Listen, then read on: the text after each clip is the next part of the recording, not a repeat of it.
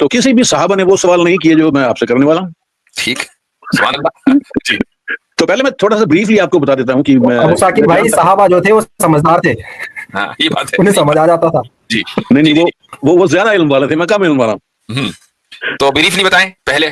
Briefly میں یہ جانتا ہوں کہ سورۃ جن بھی ہے قرآن میں, اور قرآن میں یہ بھی کہا گیا ہے کہ اللہ نے جنوں کو اور انسانوں کو اپنی عبادت کے لیے پیدا کیا.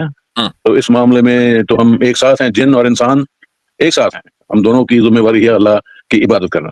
تو کئی جو قصے ہیں جو مجھے سینس نہیں بنتی.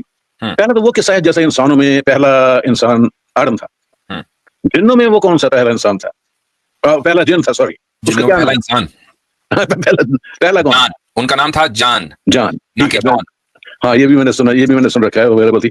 تو آدم سے ساتھ ہی اس کو کیا تھا کہ آدم سے پہلے یا 2000 سال پہلے, اس کی کوئی تاریخ نہیں ملتی ہے, بس پہلے. ٹھیک ہے, اس سے پہلے.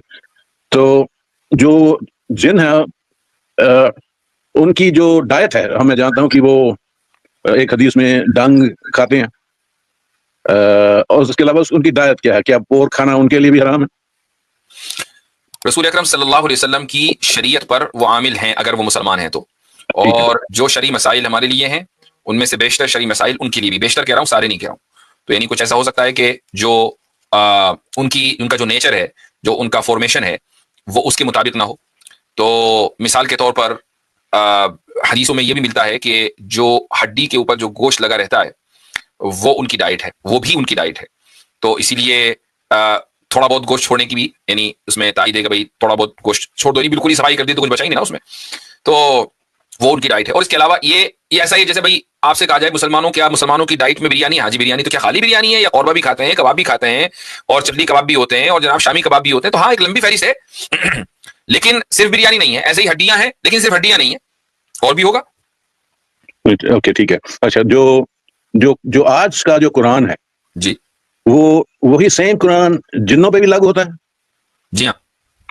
تو اس میں جو کئی کچھ آیتیں ہیں, جیسے کہ پردے کا حکم ہے, اس میں تو یہی لکھا ہوا ہے کہ فیمیل خواتین سے, بلیونگ وومن سے, کہ وہ پردہ کریں. تو یہ حکم جو فیمیل جن ہے ان پہ بھی اپلائی ہوتا ہے جس طرح انسانوں میں ہوتا ہے؟ ہو سکتا ہے ہو, اس لیے کہ میں نے پہلے ہی کہہ دیا کہ شریعت کے بہت سے مسائل ان کے اوپر لاگو ہوتے ہیں, اور جو مسائل ان کے نیچر سے ہٹ کر ہیں, یعنی جو نیچرلی وہ کر ہی نہیں سکتے, تو وہ ان کے اوپر اپلائی نہیں ہوں گے.